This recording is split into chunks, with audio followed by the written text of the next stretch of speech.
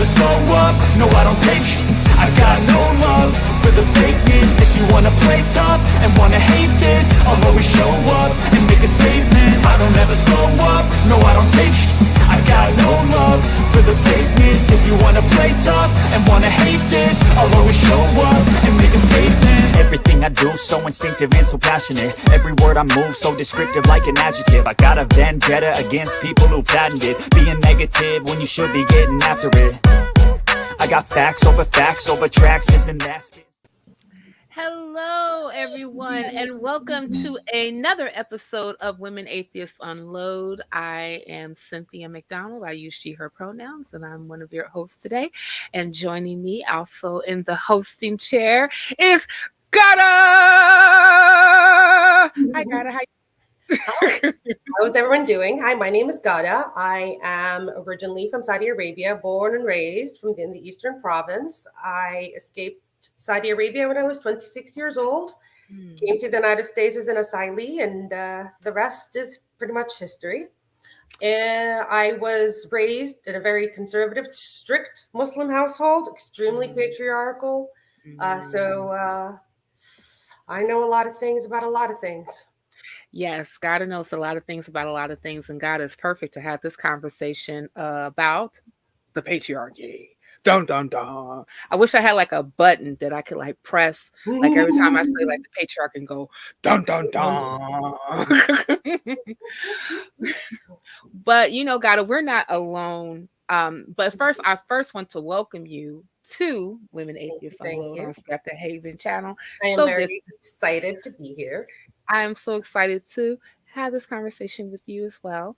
And also, like God and I were having a conversation in the background that we are now part of the Big Hair Club. I mean, the fuck the patriarchy. So I guess. Yeah, fuck the patriarchy as we have big hair. I will definitely say that I purchased my big hair before I left for the tropics, which I'm quite missing right now because it's cold as fuck in the city. God is in a nice warm area by the Gulf, and it's cold. Okay, well, before I start my rant on how cold it is in the city of wind, let's go ahead and bring our two guests on. We have Stephanie and Redangel. If you can come on, please, to Women Atheists Unload. Redangel, Sophia, and Stephanie, friends of the show. How you all doing? Okay, Stephanie needs to get her ears. I'm very well. No, I was saying Stephanie needs to get her ears. But before I said that, I said, hey, guys, how you doing? I'm doing great. Yeah. Well, great. I'm so glad. And Stephanie, how are you? I'm doing just fine, thanks. Awesome. It's also cold here in Maine. It's very cold in Maine as well. Oh, I think it's colder in Maine than it is in Illinois. So I'll grant you that. At least you guys have like lobster, which I absolutely adore, and lobster rolls, which are absolutely fantastic. I'm going to stop talking because I'm going to make myself hungry, because we're here to talk about something very serious, guys. We're here to talk about the patriarchy. And but before I start, I think that what I would like for you guys to do, I know Stephanie, like you've been on the show a few times, but for people who are not familiar with you, could you please introduce yourself and just tell the people about you a little bit? Hi, I'm Stephanie Helms. I live in Maine. I'm a sailmaker and a sailor, and that's what I do for a living. And I hang out and talk trash on shows like this every now and again, and get around here and there. Nice, very nice. And she, her pronouns, by the way. Thank you. Yes, we like to share pronouns here. And Redangel, I'm sorry. Why do I want to call you Stephanie? I kind of want to like elide Redangel Sophia with Stephanie because you guys are like at the bottom of my screen. But that is not the case. Redangel Sophia has her whole name. So please, Redangel Sophia, would you please introduce yourself to the audience? Tell us a little bit about you, what you do, all that great stuff. Well, I'm Redangel Sophia. Obviously, I use she, her pronouns. And I was raised in East Tennessee and spent my young adulthood there, which was a pretty dangerous place being transgender. I wasn't yet out as transgender, but one could smell it on me. And being transgender and autistic and a Jewish person whom you could tell just by looking at me about my Middle Eastern background, because some Jewish people you can't really tell you can't really tell by looking at them, but me you could a Jewish person you could tell by looking at her what the Middle Eastern ethnicity. So all this was not a good combination in East Tennessee. So I was finally able, shortly before turning 40, I think it was 38, when I was able to get my chance to get out of there. And when my family moved to Philadelphia, when my parents moved to Philadelphia, Pennsylvania, they helped me make sure that I could move as well. So I was able that way to get out of East Tennessee. I have my own YouTube channel, which has been on hiatus for a few months, but is on the verge of making a comeback. So I'm hoping any week now to release my first YouTube episode in quite a while. Anything else you'd like to know about me? No, it's good. I think that's good, and I'm hoping that possibly with as the conversation goes on and we're creating content, that this will be a wonderful launching pad for you as you relaunch your new YouTube channel. So guys, let's just get into it. One of the things that I like to do when we're having conversations like this is like I like to take definitions, maybe or other pieces of like information to kind of like frame or to give us kind of like a springboard in order for us to have the conversation. And I think that one of the things that I wanted to start off with is really, how do we define patriarchy? I was going to start, and I know that like we all have like different definitions that we're going to be discussing to kind of like build our patriarchy definition sandwich. But I was going to go ahead and start with the one from Merriam-Webster's dictionary, which says that patriarchy, which is a noun, is a social organization marked by the supremacy of the father in the clan or family, the legal dependence of wives and children, and the reckoning of descent and inheritance in the male line, broadly controlled by men of a disproportionately large share of power. And then the second part of that particular definition is a society or institution organized according to the principles or practices of patriarchy. And I know that you, Angel, wanted to bring in a more clarifying definition that we can kind of like run with. So please share. Well, it's more just like another definition, and this is the one used in Wikipedia. It says, patriarchy is a social system in which positions of dominance and privilege are primarily held by men. Mm-hmm. And another part of it is it's not just the legal dependency of women and children towards men, it's also the strict gender roles that are imposed on the women and the men, whereas the women, you are in the household, you are to be mothers, you are to be married off, you are to be submissive, and do essentially wait on foot on the men. You do not have to hold, and you do not have the right to even hold any position of power or make your own decisions, because the decisions are done by the men. You are nothing more than property of men. And the men are the ones that have the strict role of being the providers, the authoritarian, the decision makers, the money earners, like all of that. Mm-hmm.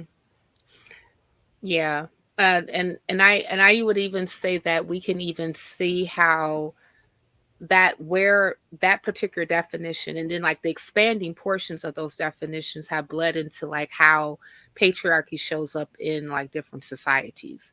Similar, but they can be different. Gotta if it will be if you don't mind, or are you more comfortable Yes. sharing about how patriarchy shows up in your native country in Saudi Oh, Arabia? dear Lord. So I grew up in Saudi Arabia in the 90s and 2000s, essentially. And back then, and it's to some extent to this day, my family is an extremely conservative, religious, fundamentalist family. So at 9 years old, I was immediately put in the hijab. I was covered up. I didn't have, it was not exactly a choice, even though they tell you, like, oh, it's nice. And now you can wear it finally, like all the other women in the family. And they use that as like all the other women in the family, the modest women, the good woman, the woman that we want to appreciate, the one that we praise gets to, wear the hijab and become modest and sit down and only spoken when spoken to. And that's a big thing too. Women are supposed to be quiet. You're not supposed to hear from them unless it is yes, or I will do this, or, being subservient in a way. And not only that, it is the sexualized nature of anything feminine. So it is a story that really, really bothers me to this day was when I was, I think, about 8 years old. So still very much a child. And I was wearing, if anybody remembers those like really tight biker shorts, but not really biker shorts that we used to wear back in the day. And so they were very comfy, and just a regular t-shirt. And I was playing with all my cousins, and my grandfather comes over to me and tells me, hey, your shorts are very tight. You shouldn't be wearing something like this around men and your families. You might be enticing your uncles. And that made me extremely disgusted with myself. And it stayed with me, by the way, until probably in my late 20s, early 30s, when I finally realized, like, I can wear clothes my size and it's not inappropriate. I always wore baggy clothing because I thought my body is just enticing as it is, and I'm offending other people by wearing what I wear. So another part of the patriarchy is the way everything is on the woman. Everything. So the men essentially have not only a position of power, but they are also any kind of agency to their actions is taken away from them. And the agency is put on the woman. So the woman is too stupid to do her own thing, an eternal minor. And one of the things what I mean by eternal minor is that a woman always had a legal guardian. A legal guardian when she's born is her father. If the father dies, then it's an older brother or an uncle or a grandfather. And then when she gets married, the transfer of ownership goes from father to husband. And if the husband dies, it goes even down to her son. It says that freaking insulting. You cannot do anything without a guardian's, signature. You couldn't go to work. You couldn't go to school. You couldn't even marry. Your father has to be there to essentially allow the marriage. And if you are quiet and your father says yes on your behalf, that is essentially a yes for marriage, which is in a way un-Islamic, but it also, depending on who you ask, it is okay. But that is one of those things that you get. Whereas even if you are a woman that works, you are expected to be a housewife and a mother in addition to being a working mother. There is no such thing as equal dividends in chores in the house. No, the woman does everything. The woman goes to work, comes back, cleans the children, cooks the dinner, cleans the house, helps the children with their homework, puts them to sleep, and the husband does absolutely nothing. And it's really interesting because, like, the way I grew up is my mother was a doctor, a medical doctor that went to work every day, and her work was a lot more cumbersome and physical than my own father's work, which was on a desk. And she made a lot more money than him because she was a doctor and he did not have a degree. And no matter what, my father would come back home, take a nap, watch TV, drink his tea. My mom would do all of the work. And then when I became old enough, and by old enough, I was 11, I started learning how to cook, and not learning how to cook because, that's a nice skill for all children to learn. No, because he never taught my three brothers how to cook. I taught them. I insisted by rebelling against the patriarchy, because I've always been a rebel, and what they used to call a bitch back then, which I wear it as a crown, to be completely honest. If they want to call me a bitch, let them call me a bitch. But I started cooking in order to feed my brothers. And I started learning how to clean, how to do all of these things, because that's what I had to do. In addition to that, I was the one taking care of my brothers, waking up with them at night, putting them to sleep, because it's almost impossible to expect one person to take care of five children, because it's not like my father was doing anything in the entire household. Then you start making, essentially, parentification your children, especially the oldest daughter, sacrificing her mental health, her everything, in order to be the second mother, the second parent that takes care of it. And this is, by the way, something that the patriarchy does, because the sons, they're never expected to do that, because the sons are expected to go out and make the money. So in a way, that's how I grew up. I grew up as watching the girls getting engaged at 12, 13 years old, marrying at 16, 17, immediately having children, strict gender roles. It is, even if they do end up going to work, still being the only ones that are doing anything at home, because the fathers are always either out playing or working, whatever the heck that means. So it is, God, I'm getting so angry just remembering all of this. I was just saying, like, are you cool? I didn't mean to trigger you. No, but I mean, I'm angry for my mother. I'm like, oh God, no man, no wonder she was such a bitch. I mean, like, I would also be very angry if I come back home and my husband that sat on a desk all day long just wanted to nap and do nothing to help me. I just think about, like, how, I'm part guardian of my nephew, and how I work like during the day, but I'm not off when I come home, because I still have to. Did he eat? Did he take a bath? Did he do, and like whatever was not done throughout the day, of course I have to fulfill that role, right? And so you never are off. And No. it's interesting, because like that's just one kid. I can't imagine five. Like, Yeah, one of so them an adult. yeah, and that's no.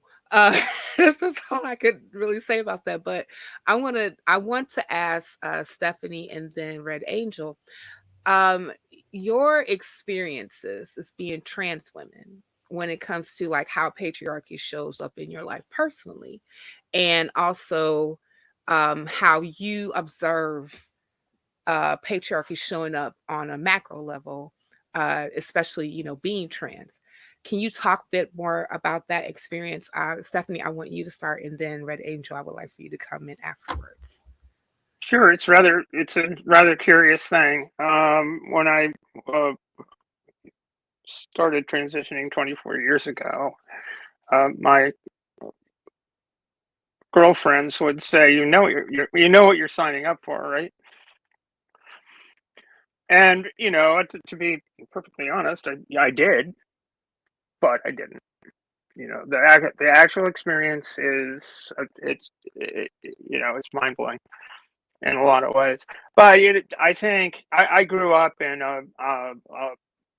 a Methodist household. My dad was a preacher, um, and I grew up. I was born in 1953, so I grew up through the 50s. I think it's really good to bear in mind that women in the United States of America couldn't have a credit card on their own until 1972.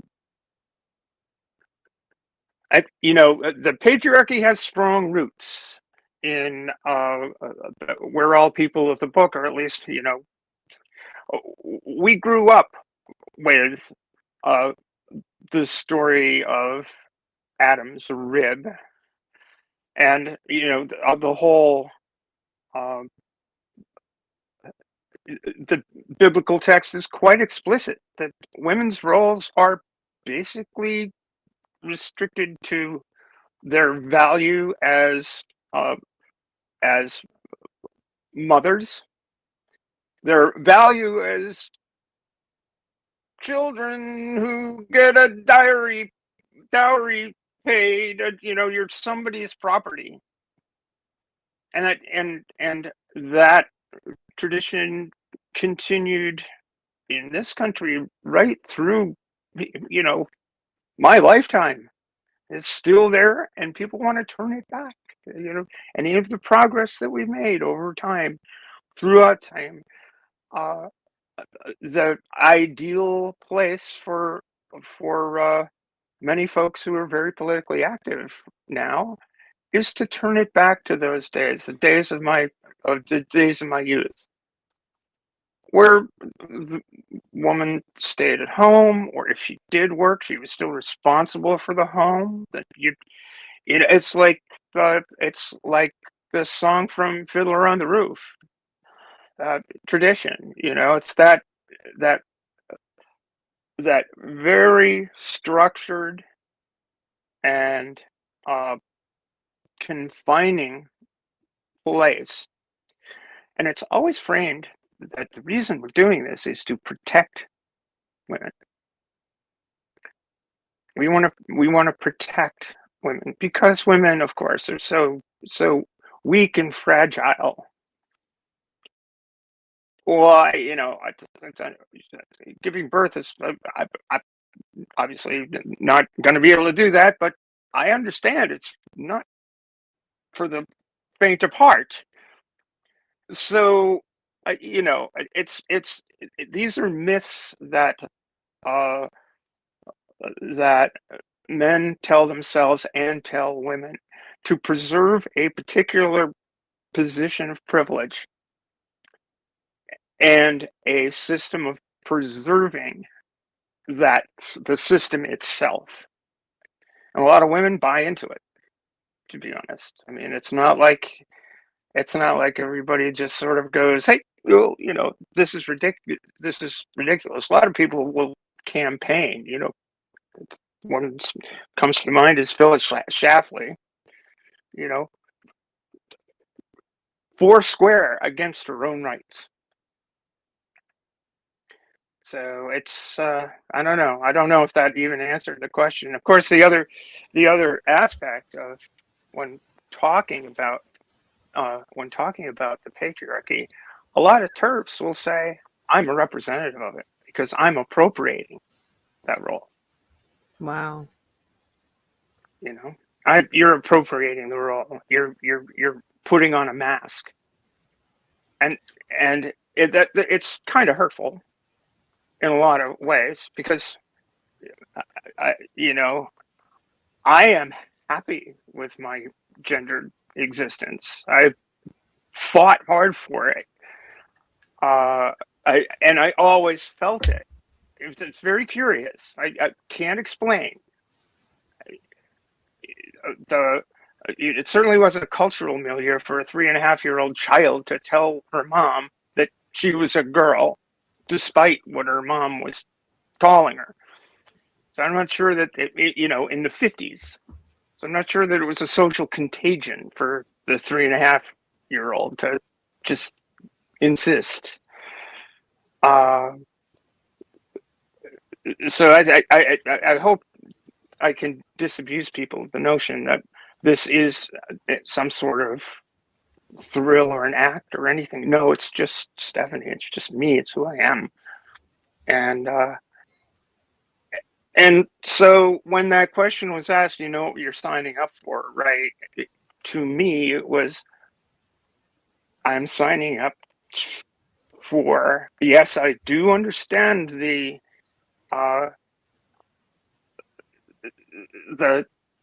social shift involved in crossing genders.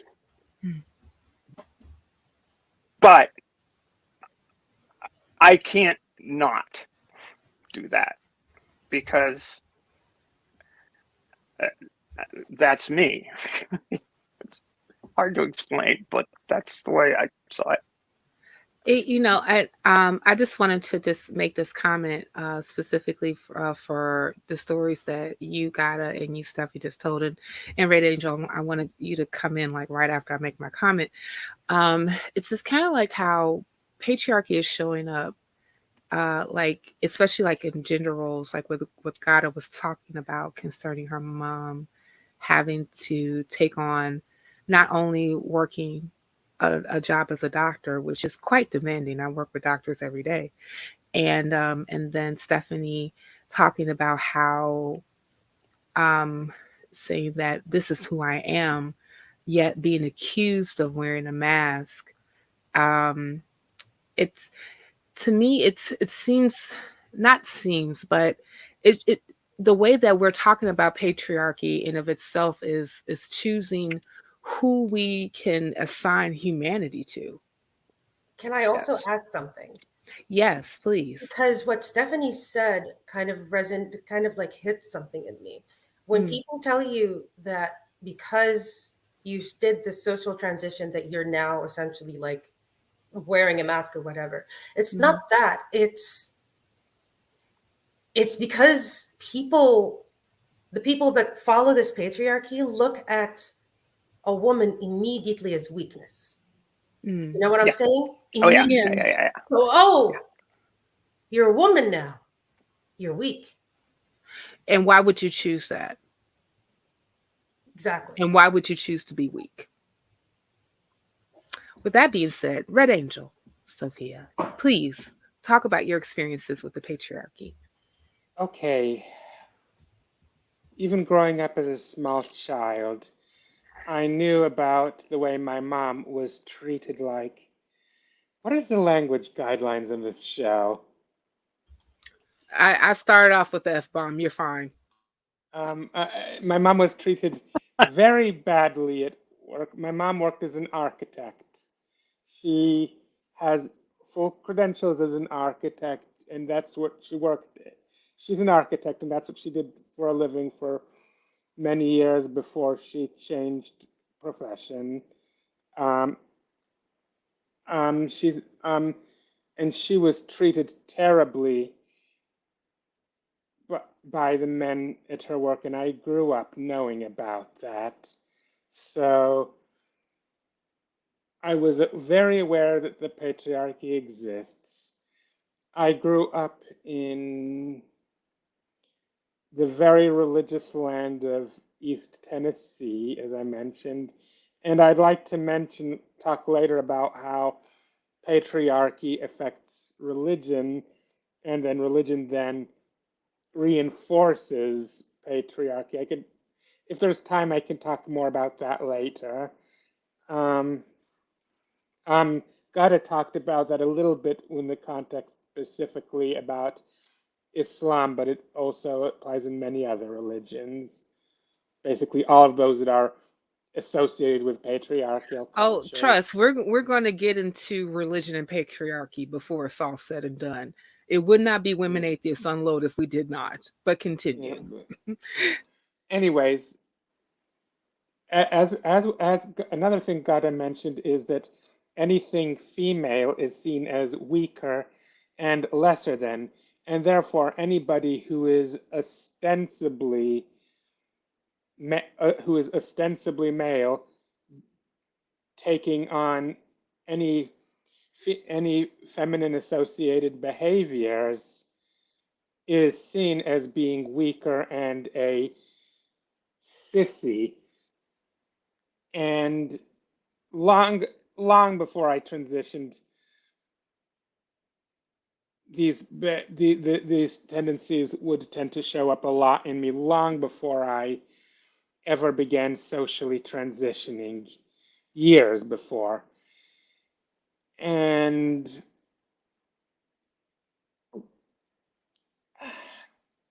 let's put it this way. And let's put it this way. Hold on just one second. In and in and in religion. Okay. And thing is that basically I got teased a lot and even threatened a lot for just having and that been long before transitioning, just for exhibiting behaviors that didn't fit the way real I was really supposed to be, because it was obvious that I wasn't really a guy in there, but and that made me. But the fact that somebody who was ostensibly a guy was showing behavior that showed not really being one was threatening to all men. And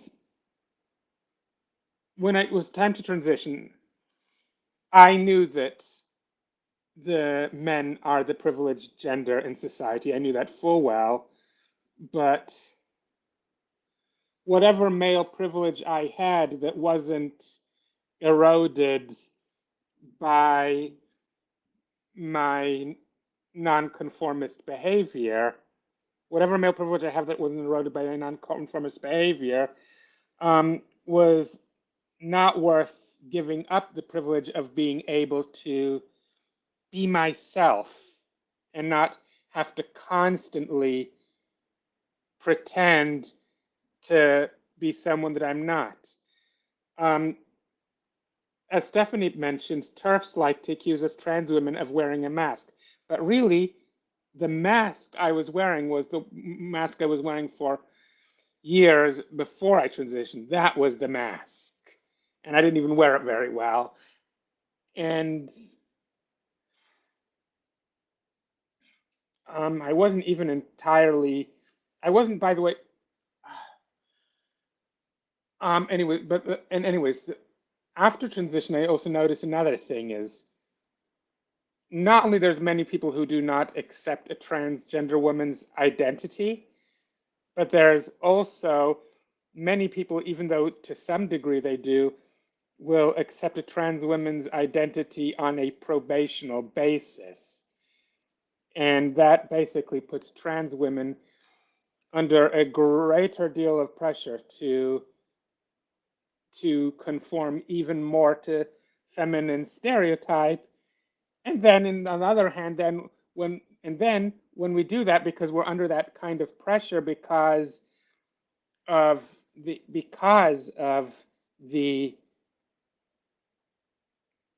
when we're under that kind of pressure because of the the probational basis of our acceptance, that then others turn around and saying that we're being a caricature, or that we're failing to use our pre-gained privileges to advance women. It's like, we can't win, can we? Well, there was a famous song that was performed in one of my favorite movies called The Wiz by Michael Jackson, saying that you can't win, child, you can't get over, and you can't get out of the game. But you guys all mentioned something that I wanted to explore with this whole conversation around the patriarchy, and that's identity, and how how it comes up when we're talking about gender roles. Stephanie and Redangel Sophia, you talked about it, and even you talked about it too in some cases, Gata. This expectation that one is supposed to have when you are within your role. And that's the role that has been assigned to you, that's in your family, that's in society, that's in your community as a whole.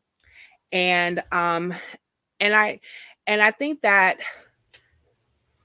it's interesting how when we're talking about, you know, men's gender role versus women's gender roles, and how, and even like how that would sometimes be like this chain specifically on trans women, because, you know, first off, you're told by other cisgender women who are TERFs that you're pretending to be something that you're not.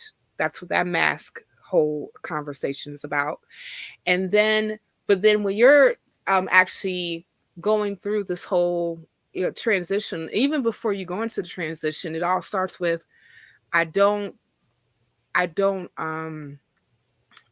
in my mind, I don't identify with the body that has been I'm born in, you know, and therefore, because I don't identify with the body that I was born in, then, I need to do something about that so that I will be more comfortable in the skin that I'm in. I want to be more comfortable in the skin that I am. I want to be able to be, the person who I feel that I am without necessarily getting criticism. But you're going to get criticism anyway, because baked into the patriarchal society is a woman is this, a man is that, and none shall come in between. So I kind of wanted to, and I'm going to go to you, Gada, first, because there was a question that I had for you specifically about Muslim culture, like in the Middle East, especially Saudi Arabia. Mhm. I remember years ago being told that women in countries like that, like Saudi Arabia, Iran, where like the the fundamentals of Islam Yes. with patriarchy is very much so, married and intertwined. This is not a separation of religion and government. Not in Religion, any sort of right? way. No. Religion is government. Religion is law. And I was told years ago that being a doctor is one of the few roles that women could have professionally in those societies, because it's considered a caring Yes. caregiver role. Yes. It's okay. That is correct. That is why my mother is respected as a doctor, because she is in the field of medicine, and Mhm. why I was laughed at because I'm a chemical engineer. Because how could Mm, I? How dare I, as a chemical engineer? I'm a woman. Why are you yeah, doing this man's job? And yeah. it's so interesting Mhm. because I feel like I grew up the complete opposite of Stephanie and Redangel. Whereas when I was a child, everybody called me a boy. Everybody thought that I was too masculine. You know, Mm, I was like, "Why are you talking loudly? Why are you? Why are you? Why do you have opinions?" mm, Essentially, like, well, you're a woman. Why do you have opinions? Or it's like, why isn't your opinion the same as your dad? It's like, well, because I talk to my dad and we have actual like exchanges of conversation, but that's a story for another time. But one of the things that I wanted to talk about, which is the way the way we were taught in school. So this is in the Saudi curriculum. When I was growing up, we had a lot of religion classes. We were taught essentially that, like both Sophia and Stephanie were saying, that all of these laws, they're here to protect you, because you're this fragile little thing, and women are like crystals and pearls, and I don't know, like I think later on they've added pistachios, turtles, I don't know what else, like it's anything that is, it's really freaking stupid and extremely, as a lot of people, as a lot of you have noticed, extremely dehumanizing, because it doesn't yeah. look at us as human beings. Right. They look at us as an object that needs to Mm, be covered and protected. So therefore, we don't have a brain. We don't have any worth other than our womb, essentially, to make more men or more women that make more men.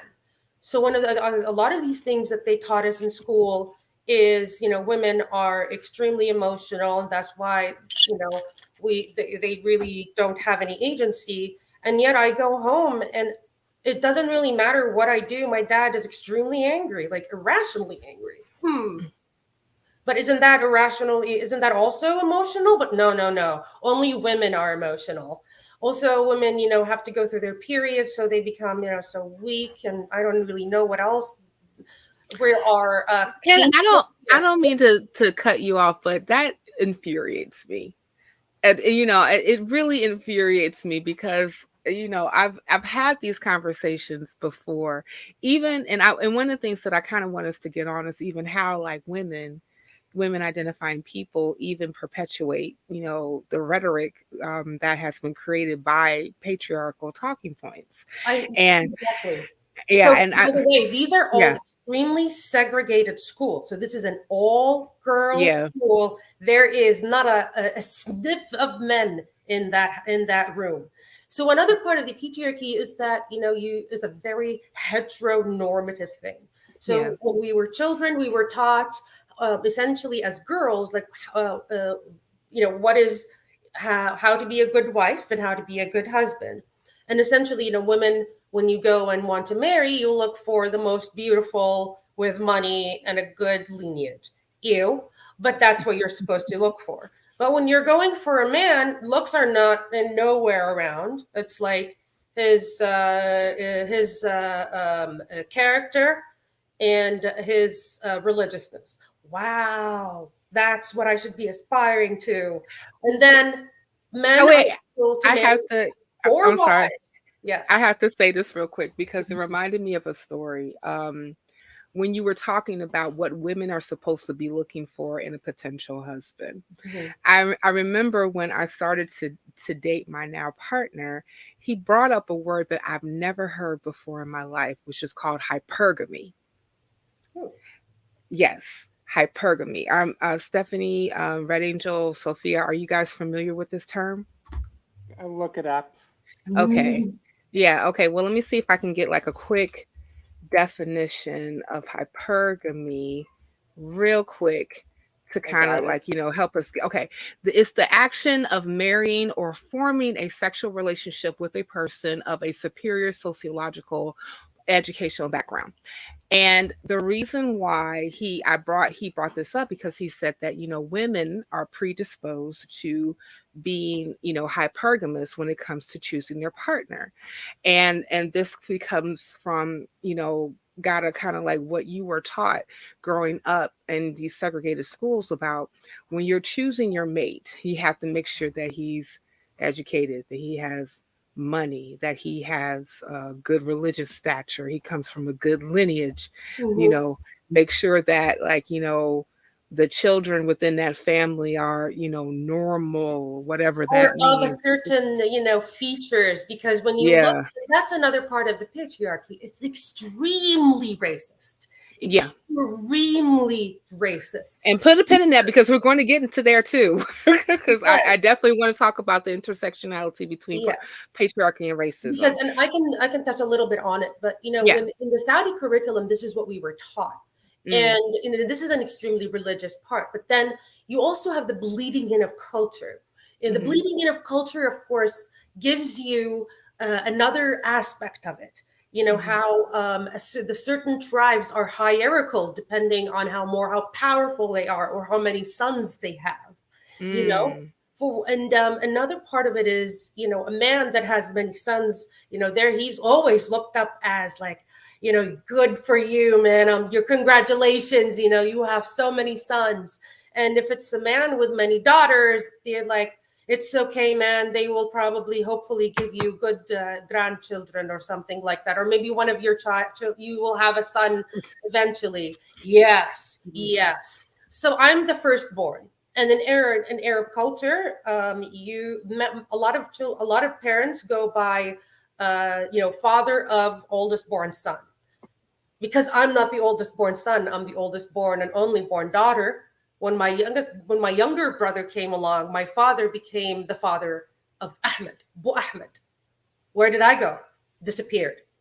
I had an uncle who had 6 daughters before he had 5 daughters before he had a son, and he had a son when his daughter was 13 years old. So for the longest time, he was her father, and that's how he was known. Immediately when the son was born, Bu Muhammad. Let me ask you this. Would that apply to grandchildren as well? Because like and the reason why I ask this is because like in my immediate family, I'm the youngest daughter, Mhm. but I have two older sisters. We didn't really have a boy per se born within our household until my eldest sister had her son. So would that still be applicable if that was the case, like with a family that only had just Yeah. girls? Yes, it was. My family it's less like that in my family because my family is plagued, poor things, with many boys. Like, I have an uncle that has 10 kids, 7 of them boys. I have Mm.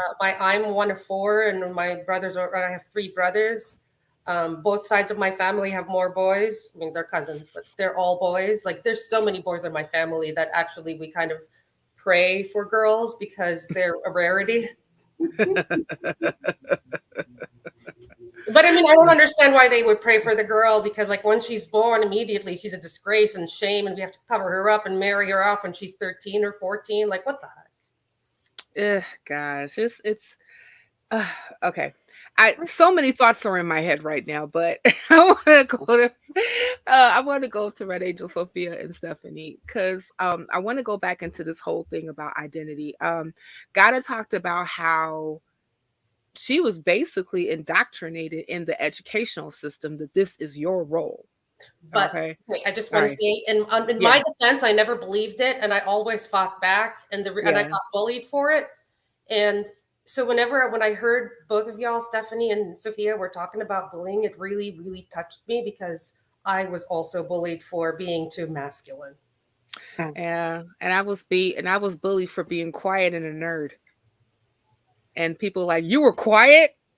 Okay. But going back to Stephanie and Red Angel, Sophia, I wanted to know from you all, like if we're talking about, I wanted to talk about, correlating Gada's story, because when I'm at indoctrination, even though you didn't believe it, this is what they were putting on you. Like, you were Mhm. in school and they were telling you that because you were born a girl, that you are this, and then you said this is your role and you have to adhere to it, because if you don't, Allah will strike you down. Uh, you know, something, something to that, something to that effect. But regardless, like, these are like these strict roles that you were taught that this is your identity, right? So I want to take the flip side of it, like how patriarchy, even like with trans people, would be like that, and would show up rather how you are taught who you are. And any of you, Oh, Stephanie or Red Angel, any of you guys can start. And does that make yeah, sense when I said that? yeah, it does. I mean, it Okay. does. Okay. Growing, growing up in the '60s, and I graduated from high school in '71. Maybe through my schooling, it's changed in the U.S. educational system these days. But it used to be home ec is for girls and shop was for boys, and that's how that crap worked. So to a certain degree, there was that, and there's certainly a lot of social expectations about gender roles, and how one proceeds and presents oneself in society. A lot of expectations that way. So yeah, there is that, and it's pretty weird when you don't really fit in. I think Red Angel was speaking to that earlier. It is pretty weird, and it's enforced. You know, the role is Women enforced. too. You just get yeah, by by your cohort. You're not there. I mean, one of my closest friends, I'm still in touch with her. We were in third grade together, and all of this stuff. And when I started transitioning, she said, "Wow, we could have had so much more fun." Anyway, so there's that. There's that sort of thing. I want to. This is a little bit of a curve here, but I want to talk about uh, uh, expectations in play and competitive situations. My sport is sailing. It's fairly co-ed sport, but it's a very male-dominated sport. But women are actually better at it. There's data to show that women sailors at a collegiate level, when the playing field is even, women are better skippers. They have very slightly better record. You hear that, guys? That means that you can ask women for directions and you won't get sent off. Continue, Stephanie. So I guess what I'm saying is, but one thing I have observed is that um, opportunities for women in sailing haven't been the best until recently, and part of that I think has to do with male fragility. Guys do not like getting beat by a girl; they just don't. Can I say You something know, sure. to back that up? A few months ago, there was statistics that came out about Saudi Arabian gamers, and it turned out that women, like 49.5% of women in Saudi Arabia were gamers. The boys, by the way, 49 and a half. So that's not a lot, you know. That triggered the male population. They were like, "What do you mean we have more female gamers in Saudi Arabia?" The comments were, I was like, "Oh, a Candy Crush isn't a video game, or whatever it is." And then they forget, like, what? I mean, me and my girlfriends, when we were younger, we played the Final Fantasy series. We played, all Square games. We played Nintendo. We played all sorts of video games, and we continue to do that up until, I mean, for me, I stopped in college because chemical engineering is hard. Well, Yeah. and that goes to there's a very famous scandal where women and girls were getting terrorized by online gamers. You know, the whole Gamergate thing was that was actually 100% tragic. yes. That was actually tragic. People were getting hounded because they were good. Like, how dare you be a You know, woman and be good? yeah, and so there's that aspect of things. I mean, a very dear friend of mine who's the Rolex Yachtswoman of the Year. She was very, very good, and she won regattas very consistently. And guys would say, "Oh yeah, she's not really a girl." You know, they have to make some sort of excuse To make them feel to better. make themselves feel good about being bested by a better sailor, and it's just so stupid. I think I gave you just a moment ago a link to a cartoon that I drew some years back and uploaded to Twitter. And it's like a very small cartoon I drew, in which in one panel you see this old man with a shirt that says "Coach Dad," and he has his hand on his son's shoulder, and he says, and in the distance I gave you the link. Are you able to pull it up on screen? Yeah, I got it. If the producers, if you can just go ahead and share that for me, thank you. Yeah. And go ahead, Sophia. You can go ahead and read your. In the first panel, you see the dad saying, "Son, you didn't win, but you gave it your all. I'm proud of you." And in the next panel, it's a moment later, it's revealed that the same opponent is actually a girl, and he said, "You got beat by a girl?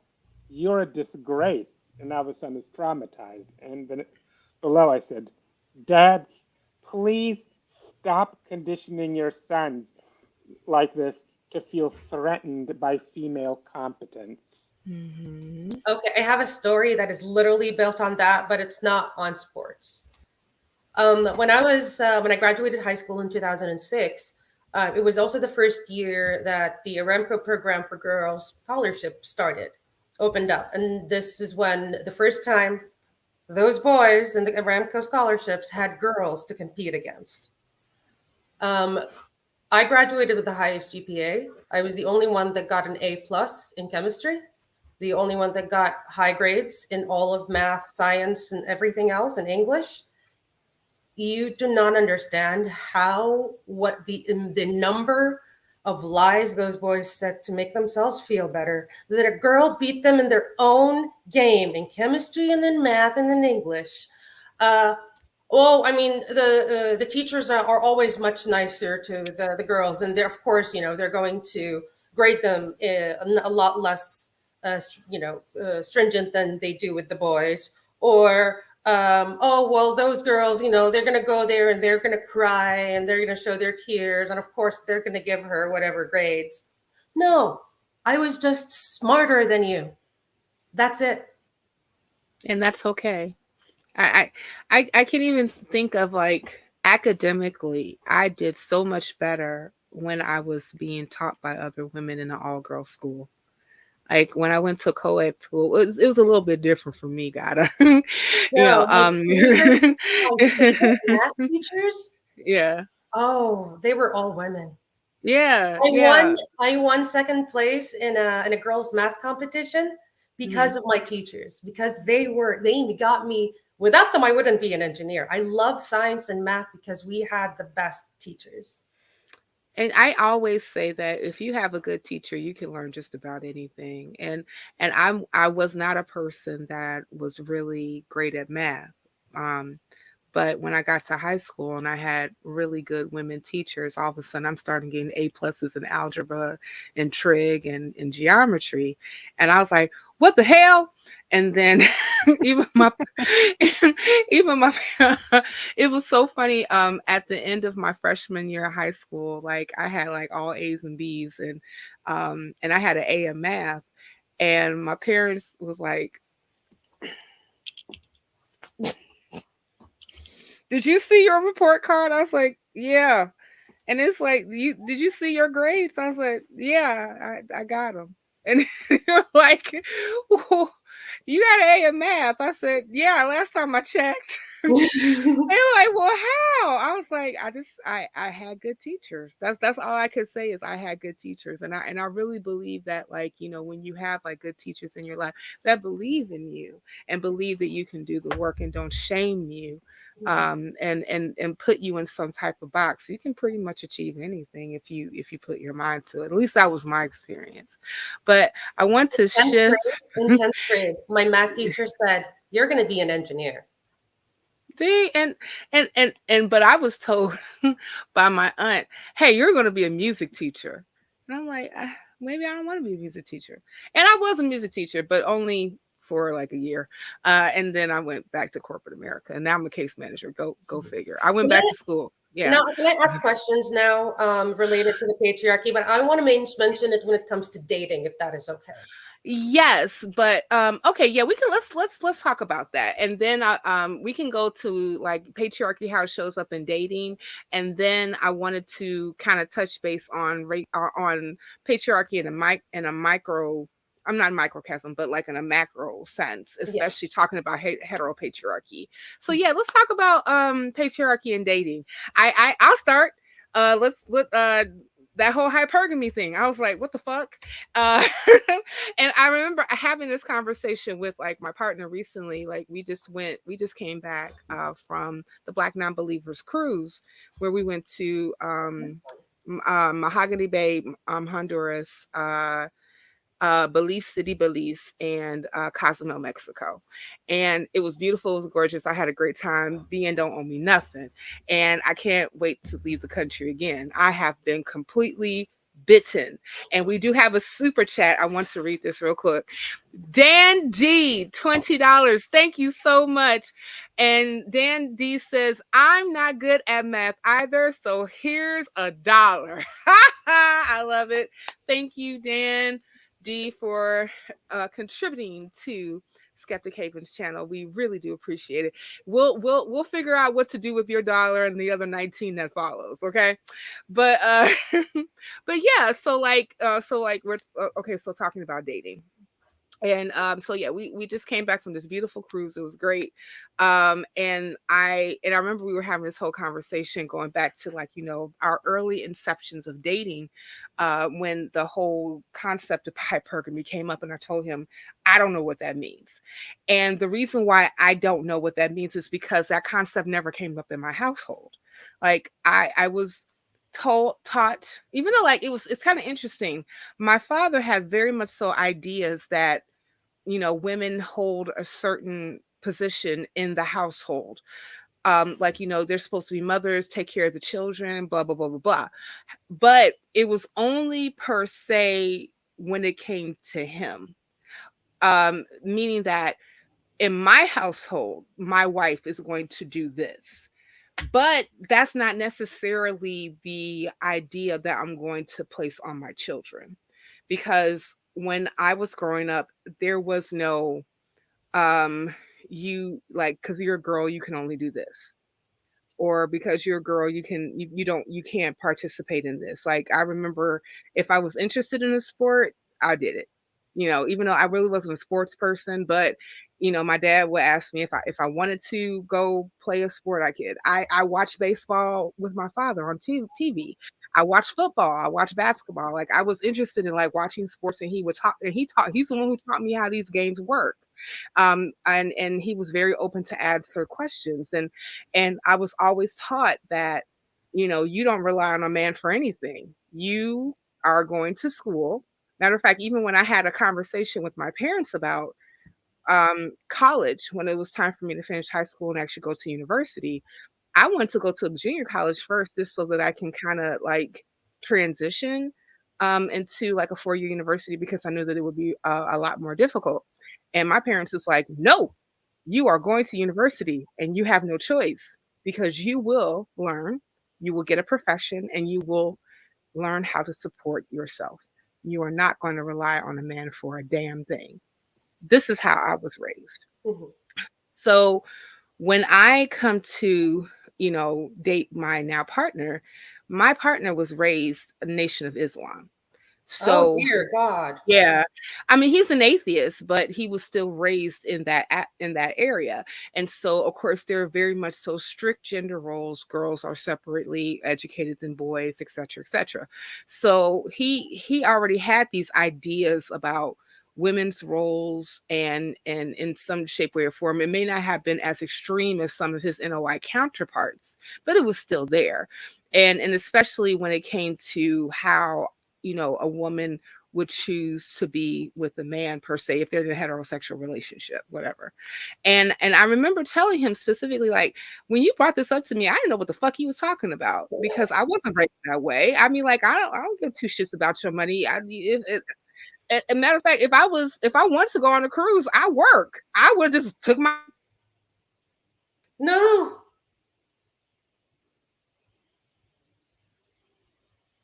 Oh, internet She'll be back. outage. She'll be back. You know what? This is the patriarchy. They didn't really like listening to her talk about, That was it. her rights as a woman and being, a strong ass woman that doesn't need no man. And then the patriarchy decided to cut her off. But I mean, just Yikes. to add to what Cynthia was saying is that I was very fortunate to have a father that, and I think because he grew up in that culture and he knows how men are, instilled the love of education and reading in me, and made sure that, and I remember this so very well, a conversation I had with my dad when my dad told me, Ada, men are trash. He might be good today. He might be good 5 or 10 years from now. But in 20 years, what do you do when you find him cheating on you? Like, he immediately assumed that this is what men do. Men are going to always, and the thing is, I didn't really, in my answer to that would be, I'll do very well to make sure that I don't get married arranged marriage. So I don't do that. So I choose my husband really well, vetting him or something like that. But it was my mother that completely tried to attack any kind of semblance of independence, or becoming more feminist, becoming more my own woman, to making my own choices and putting education, career, whatever before a husband and whatever. And it took me up until in my 30s to finally find my now husband and get married to him. But I honestly thought when I was younger that I would never get married, because one of the things that I've noticed when you go into the dating market, it doesn't even matter where you're at, because I saw that in Saudi Arabia and I saw that here in America, is that like Redangel was saying, when they look at a man that doesn't necessarily fit what a masculine, traditional looking man is, whatever that even means, you're immediately looked at as less masculine and not fit to be at the higher top of being, in the patriarchy. So even women, which is like when they look at certain men for whatever it is, like they always, look for very traditional masculine things. And if a man is being either, and I'm talking not talking in generalizations. I don't really mean like in that this is exactly what happens in all the times, but like when I'm talking about more people that have patriarchal beliefs, for example, like these women, when they look for men, they look for tall, handsome, has a good job, comes from like a wealthy family. And if it's somebody that was self-made, maybe somebody that is a little bit not in the weight range that they like, maybe looks a little different, has maybe a different is more artistic than they are non-artistic. Maybe they're not very handy in the home and like to do something different. They're immediately looked at as less than. Whereas with women, it's if you are more like know what you want, you don't really need them because you're good when like Cynthia was saying, like if I wanted to go on a cruise, I can freaking go on a cruise on my own. I don't need you. It's like it's yeah, but one And of I the didn't mean things. to, and I didn't mean to say that. And I was trying to tell him I don't mean to say that per se, like in a disparaging way. I'm just saying that I don't necessarily need. I never got into a relationship with you or any person because I was looking for you to take care of me because that's what I was taught that I needed. I I'm just in a relationship with you because I want to be. Yeah. I like you. I like that we have things in common. We have good conversations.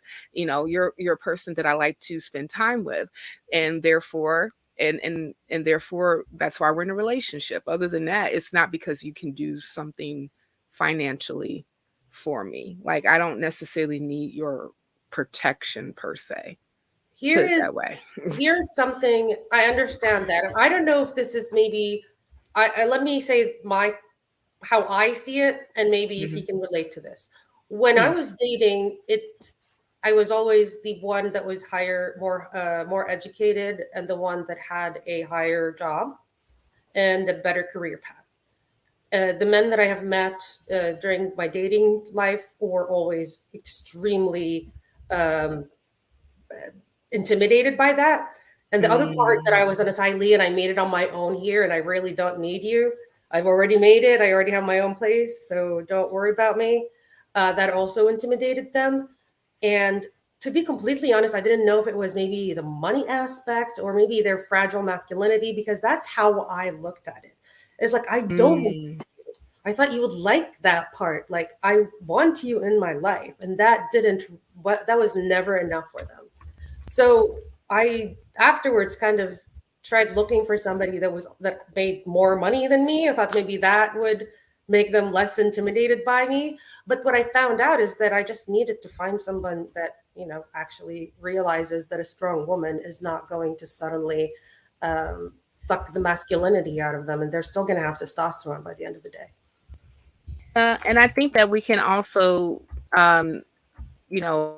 know that even though in America, how patriarchy or even how it's taught it's still taught, and there's still going to be different roles that are dictated that men or men identifying people are told that they're supposed to have, which is you make more money than a woman, you take care of the household, you're not a real man if you are the one who makes less money than the woman that you're with, and bullshit, and I keep saying, I say your bank account and your income is not what dictates who you are as an individual.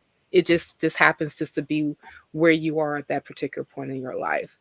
Um, And but that shows yeah, how patriarchy hurts both men and women. It doesn't just hurt yes, women. We've seen that in other stories, especially with, um, you know, the LGBT community and the hmm LGBTQIA community. hmm People that present as a gender different than the one they were born in, or people that are, people that are just non-gender, non-conforming, in a little way. Like I was always kind of like that. I mean, I identify as a woman, and I wear dresses and whatnot, but I don't wear makeup. But I also, like, it doesn't really freaking matter. Like, all of these things, as long as you are not the epitome of what a male is, you don't really have much rights in this kind of community. And you see that now and then. And then what you wanted to say about Cynthia in capitalism, and in race relations and politics, all of these. Which I believe is a great segue into the final leg of our conversation about heteropatriarchy and how it influences other institutions that we are familiar with, such as like racism, such as also like capitalism, and all these other isms that we experience in our lives. And even like how, and I know that we kind of touched on it a bit, in with Redangel and Stephanie, about how like patriarchy affects like people who are identify as trans, but there's still this element of patriarchy that is, I really believe, that's insidious when it comes to the LGBTQ community, and also in religion. Because like let's just keep it a buck, that religion oftentimes dictates how patriarchy is going to show up. So yeah, so let's talk about heteropatriarchy and how it shows up in these particular institutions that rule us as members of society. Redding, with you, and then Stephanie, and then Gada, and then I'll say a couple of words. Okay, the religions which are more associated with patriarchal culture, which frankly, due to the prevalence of patriarchy during the historical era, that's most of the well-established religions. Basically, ancient patriarchalists enshrined a lot of the patriarchal ideas into the religion, because there's a saying, in the beginning man created God in his own image. So things that basically people who were developing the religions thought were the right moral laws, they ended up basically coming up with a mythology that involves the gods endorsing their views, and that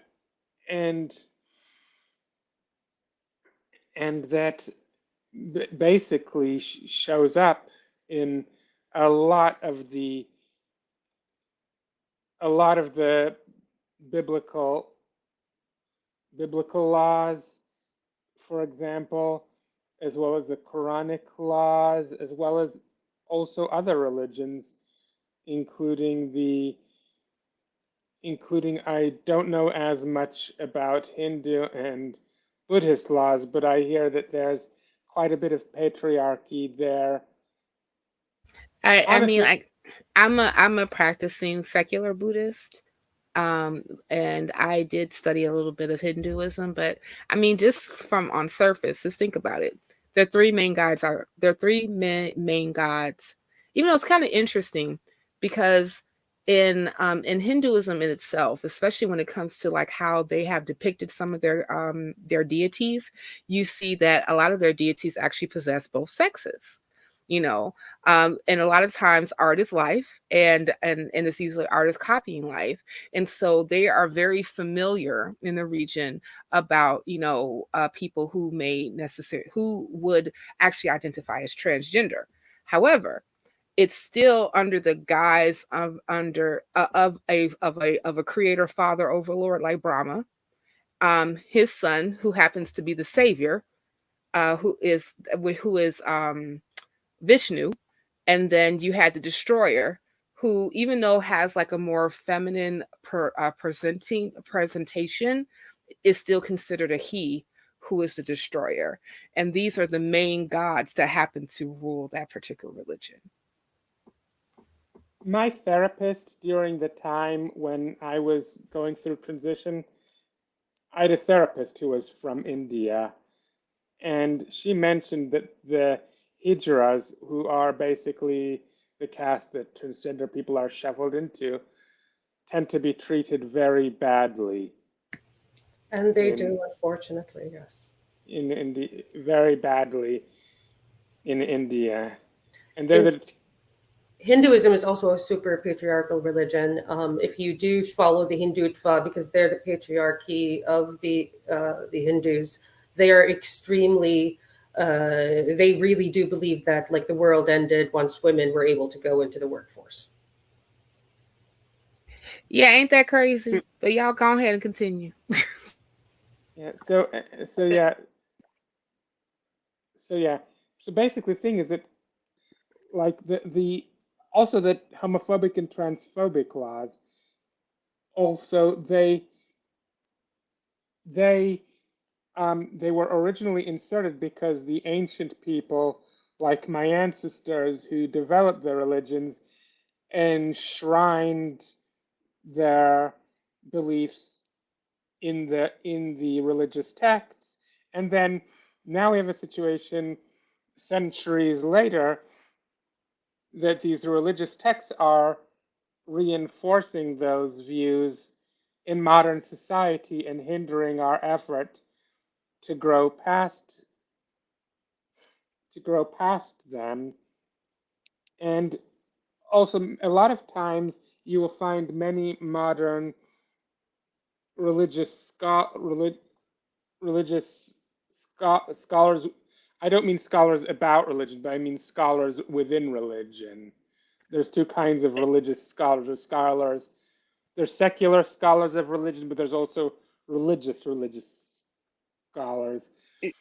And many of them try to offer reinterpretations of some of the more overtly patriarchal comments in the Bible. Like, take for instance the admonition by Paul of Tarsus for women to be quiet in church.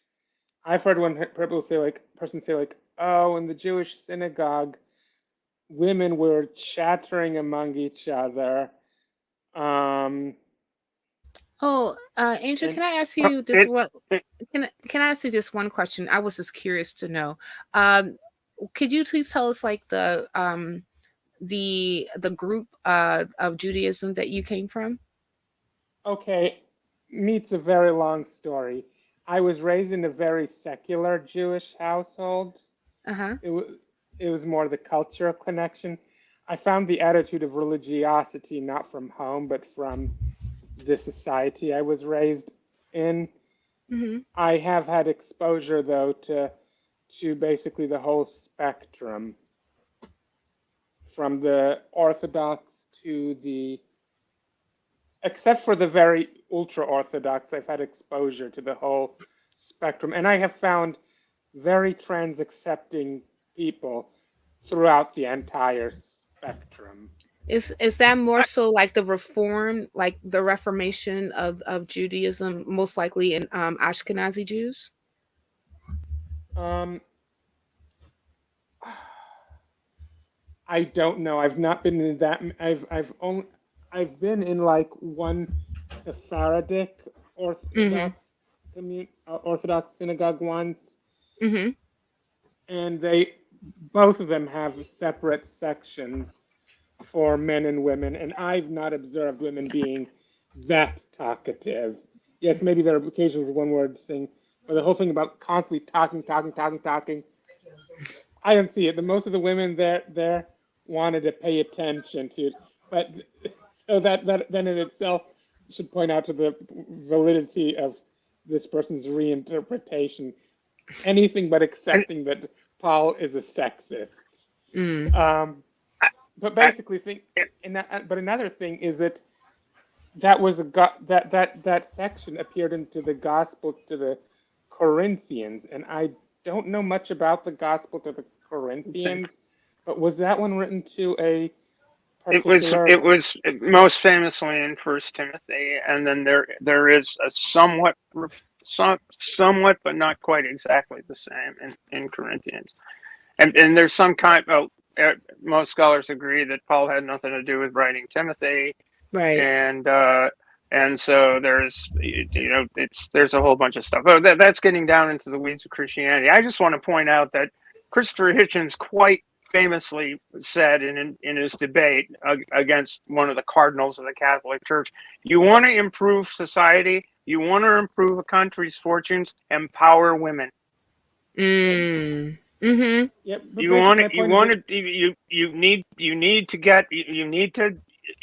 need to put aside these patriarchal views if you want a better future for children. Empower women.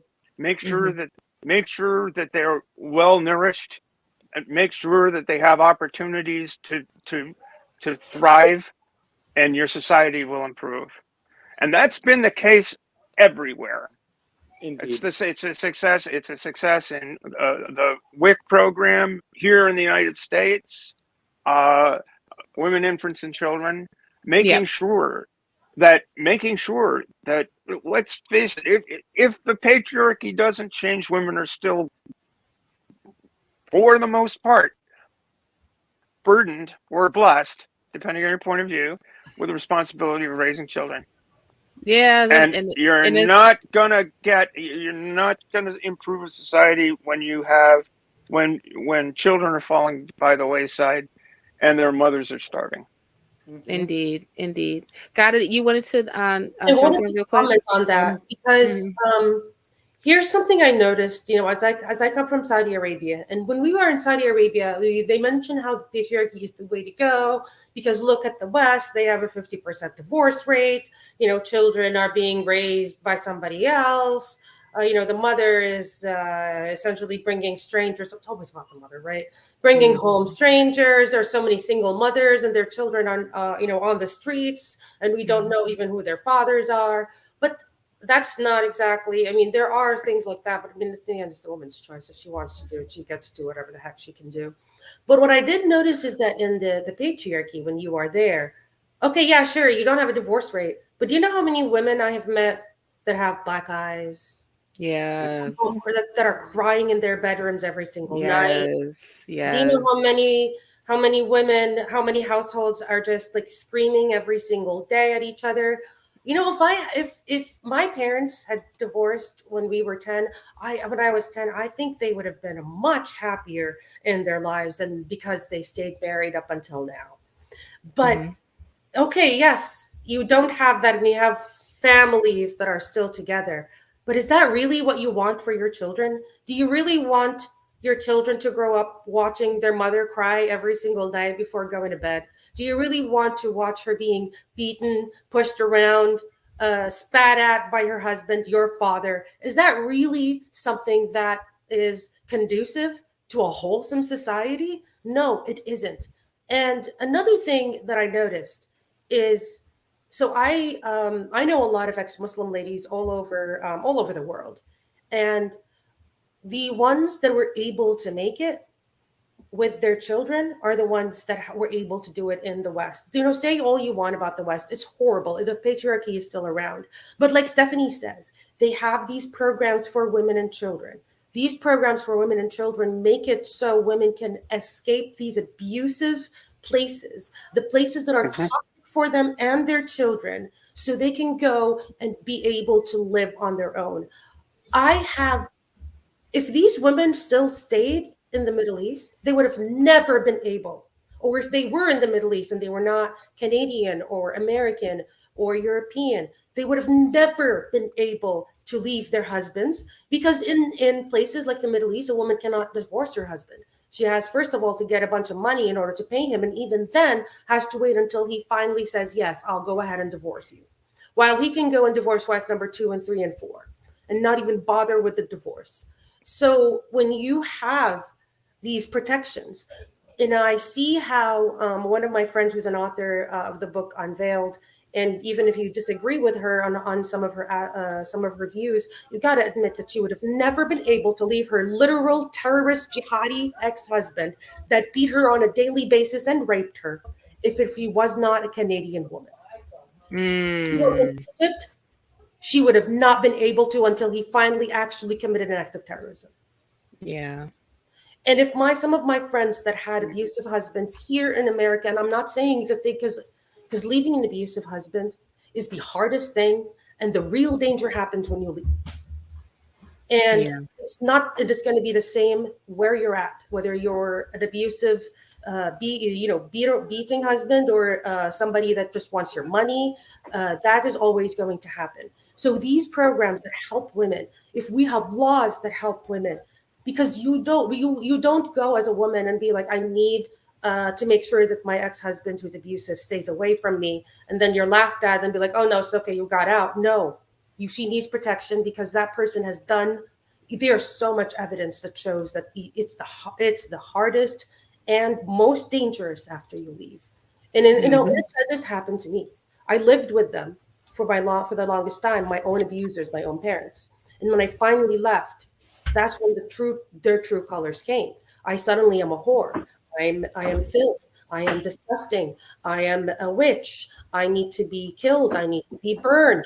We will get you extradited back to Saudi Arabia so we can put you in a mental institute. So all of these things, they show their true colors when you leave, because you, as a woman, are supposed to be, or as a lesser, as the weaker of whatever it is that the patriarchy puts.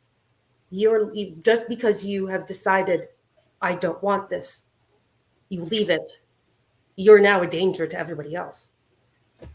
And that's a excellent point to make, Gada, especially when we talk about the harms of how an overarchingly patriarchy society can be upon the people who live in it. I mean, like, yes, it's devastating, to women identifying people, but it can be devastating to men as well. Imagine if you are a person, and I'm just giving a hypothetical, that you have daughters who happen to maybe live in a fundamentalist society like Iran or Saudi Arabia or the like, and you are forced to exact punishment on your daughter because she is not following some type of edict that has been dictated by the religion that happens to be the rule of law there. And you already have your own conflict going on between you about, I love my child, however society tells me that I have to do this, because if I don't, then I would be looked down upon as a man, as a father, as a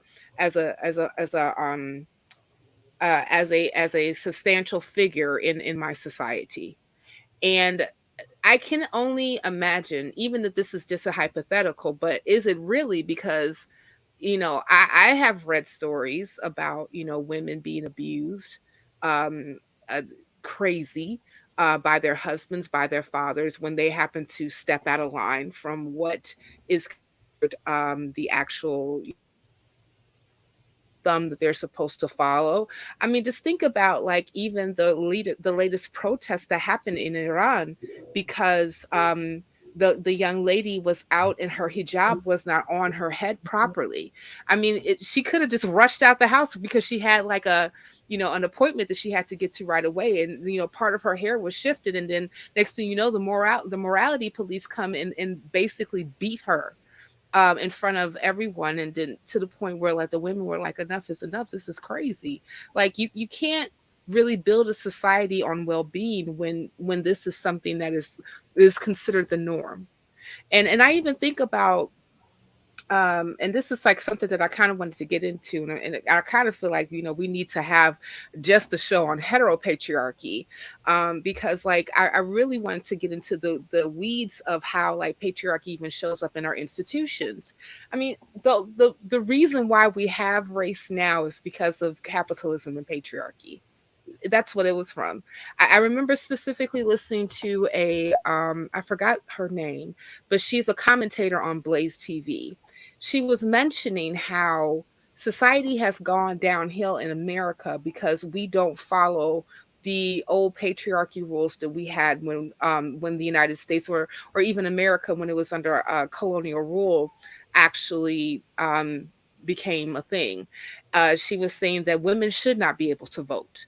Women should not be able to give opinions. Women should not hold higher offices.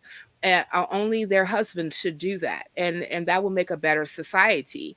And she was actually describing the society that we had back in like the 1700s. I said, honey, do you realize what you're talking about? These particular edicts were around when slavery was okay.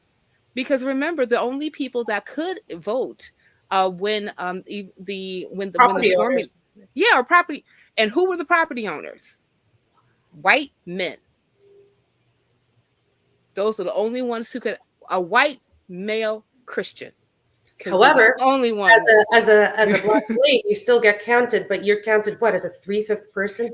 And Disgusting. yeah, that's a whole nother show. But just to even bring some context to that, the three fifths compromise was just so that Southern states, when they were actually creating the Constitution, could have representation in Congress. It had nothing to do with actually even counting the slave as a 3/5 of a person. A slave is property. Full stop. You were property. You had no say. You had no position in society. You were here at the behest of your master, and you were done, and you were told to do what your master told you to do. And if you didn't, you could get beaten or killed, so that you can be an example to the other property people that was around you. You weren't even considered a person. You were property. And this is a lot of times what the patriarchy actually is espousing, is to make people who happen not to be in this particular box of being male or men or whatever, or white or what have you, property. You are not a human being. You only exist at to what we say in the station that we are given to you. And with that being said, we have questions that I want to get into. I believe that we have to start. If our producers have like more that need to be started and we can read, please make sure that you guys do so. And and I forgot to mention, you all, like if you all had like a question or wanted to like have like a comment that you wanted read, could you please at Skeptic Haven so that we can make sure that your question is read on air. And so for the first one, we have Carol the Atheist, who is asking, is Christian nationalism a threat to all women? I have a short answer to that. Yes, but I but I would rather I would rather like our panel. Has anyone listened? Have anyone seen this stupid trad wife thing going on, where these like pretty little white girls, mainly blonde, blue-eyed girls, start talking about how they want to be a traditional wife? And girl, you don't want to be a traditional wife. You want to be a traditional wife. You know what really does happen to you? Christian nationalism, Islamic, whatever the fuck, any kind of religious nationalism or religiosity, you're not going to get your rights as a woman. First of all, you're going to be essentially a baby making machine. That's it. That's it. And that's what you're looked at. This is why the insistence of calling cisgender women per se females. Like when you're insistent on like identifying people who call themselves women as just females, that means you're just debasing them as baby making machines. That's whole purpose in life. Female, you are a baby making machine, and that's it. That's all. For full stop. But I would also just like to tack on that Christian nationalism is basically Christian Sharia law. I always say, I really love the memes with like Osama bin Laden, like a Christian nationalist together, because dude, you just hold hands, Yeah. hold hands, kumbaya. Yeah. Kumbaya. Chris Taliban. Taliban. Yes, that's another one that I have heard as well. Chris He can take Taliban. them to Afghanistan, you know, they'll really get along. That part. Stephanie, you want to give 5 cents into that answering of that question? Is Christian nationalism a threat to all women? Your short answer was yes. Mine would be hell yes. It's Oh, just, right. yeah. It's Christian nationalism. The very phrase itself implies, special. Some group is special. Let me tell you, the special group will be the good Christian nationalists and their submissive wives and their submissive daughters who won't be able to make choices about who they marry because daddy will do it for them. Right.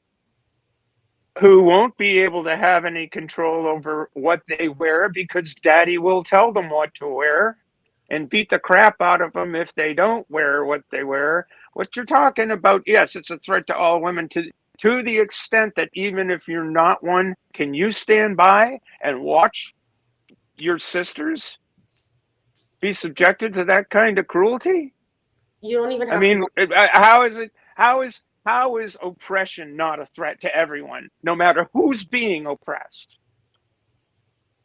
Exactly. I mean, you may not be gay. You may not be trans. But do you think that what happened at Club Q is a threat to you? You ought to. That's right. You ought to, because it's directed at any choice you make. Suppose somebody takes a dim view of what you do with your life, what nightclub you go to. You're going to empower people to make choices for you, regardless. So yes, Christian nationalism, any oppressive cult, and I'll call it that because it's just the same as, if you look at 1920s, 30s Weimar Germany, it's rhyming here very, very, very boldly. Agreed. And if you really want to see what it looks like to be in a Christian national country, just look at Afghanistan and Iran. It's the same. Just make them speak English. Exactly. Correa said her answer would have been fuck yes. And thank you, Correa. And also, I did not know this, but instead of just calling you female, the incels used the term femoid. Jesus Christ. Yeah, the incels. Hey guys, put a pin in that. Like, I just wanted to tell the producers we should do a whole show about incels and that crazy. I'm from Maine. I'll bring the lobster. Okay, cool. I have some things I'd want to say in that. Things I'd want to say in that show. Oh, okay, good. Yeah, because that's some crazy shit. I wanted to kind of just go. It is rooted, by the way, in the patriarchal aspect of that. Men are owed sex. Nope. Right.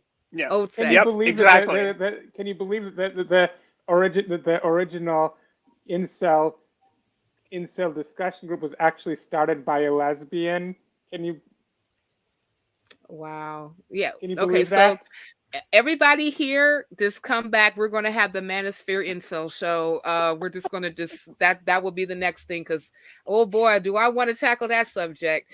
Okay, so yeah, we all agree. Fuck yes, hell yes, yes, yes. Christian nationalism is definitely a threat to all women. Let's go to our next question. Let's see. Is it criminal that emotional and relationship education is not given in schools? I wouldn't say criminal, but it's a damn shame that more attention isn't paid to mental hygiene, I guess you'd call it. That some sort of some sort of consideration being given to that. I think that it is, I want to say criminal, just like Stephanie said, but I would say that it's very sad. Yeah. I mean, there are so many things that you could teach, acceptance of yourself, loving yourself, how to, be emotionally aware, identifying your own emotions and where they're at on your bodies, because it's also, I would say, very important in a matter, not just in emotional and relationship, but like in sex education. If you know how you feel in your own body, then you can better describe it to somebody else. And this way, the consent is much more understood by both parties. And this is extremely important, because if you are confused about your emotions, the relationship boundaries, all of these things, it's it's a very important aspect of not just interpersonal, but also in sex education. So I think that's I would, the important part. I just wanted. There's one other thing I want to say. It's like to a certain degree, it is taught in schools. It's taught in Florida, but not in a very good way. Yeah. I mean, your children are being taught to think that their gay friends are unmentionable by law. Yeah. Don't say gay. That's education. It's not the right kind of education, but it is education, and it's coming straight from the patriarchy. It should be Also, something all about accepting who you are and other people for who they are. Yeah. Go That ahead, is Redangel. also, I should mention that if they do teach relationship education, they need to do it also in a way that is inclusive of neurodiversity, because a lot of Yeah. the time they'd be like so neuronormativist that they like teach people nonsense like micro is it called micro expressions? I forgot what it's called. They use Microaggressions. no micro expressions. Yeah. Microexpressions. Okay. micro expression. That's a different thing. Okay. Like Gotcha. supposedly that you can, from quick involuntary cues in the face, you can get a lot about people's motives, even though that's pseudoscience, Mm. and can lead to people having a lot of confidence in their misreadings of autistic people. Like, really, they say autistic people have a reputation for being less emotionally intelligent. That's not entirely true. It's that basically autistic people have harder time than neuronormative people, neurotypical people, at reading neurotypical people, and Mm. but neurotypical people have just as much a hard time reading autistic people. Only the Mm-hmm. thing is, since most people are neurotypical, neurotypicals don't lose as many points in the oppressive way of measuring emotional intelligence Mm-hmm. as autistic people who get penalized for not being able to read or neurotypicals, and I'm afraid that it could also reinforce that false. If anything, people with autistic people often have Herculean emotional intelligence just by needing to survive in a world that is not of, by, and for us. And I think that, and just to kind of put a cherry on top of that cake, I think that like this particular question is mostly around like social and emotional learning, and which is an educational method that actually aims to foster social and emotional skills within school curriculums. And I will just say this from a person who did teach in high school, um, and saw how like children per se were taught like rigor of like subject matter, but we never really got a chance to um, dive more so in social structures and how they even play out in school, and also to deal with or to allow children to actually deal with emotions that they're experiencing at that time. You know, a lot of times, children who may even be autistic, and you know, and of course, like autism would be very determinant on where a person is on the spectrum, because autism is not going to show up the same in everybody. um and I heard one person who, and I don't particularly care for this term, like higher functioning autistic person. I don't like that. um I would just say that they're maybe just a bit more, they're just a little bit easier to kind of like flow through society. I will put it that way, but I don't like that term. But one of the things that they said, that they just had a harder time with working with empathy. So they may say things or even like present certain ways that may be considered not empathetic to a person who may not necessarily have the same condition. And another person like, well, why would you say that? Why would you think that you hurt my feelings? Well, I'm not sure exactly how I hurt your feelings. I don't even know if I did hurt your feelings or not, because I'm just speaking with you, like what's coming on in my mind. I'm having a struggling time with empathy. But I will say this, that you don't necessarily have to be autistic to actually have an issue with empathy. I personally feel that empathy should be is something that is taught. It's not necessarily that's intuitive, because you know, I even though like if one person may be a bit more or have a tendency to lean in or lead with an empathetic mind versus another, doesn't necessarily mean that that's something that comes to them as intuitively. I have a tendency to be a bit more empathetic, but that's not something that I would say was my default mode. I think that's more so of a skill that I have developed as I kind of like learned in life and started to work and deal with people to kind of lead me to my profession right now. But that was not something that was like completely like my default lane right there and right there. I personally feel even like a person that's dealing with having issues with learning how to skillfully navigate empathy, because it's not always the easiest thing to do. It can be something that should be tackled in schools.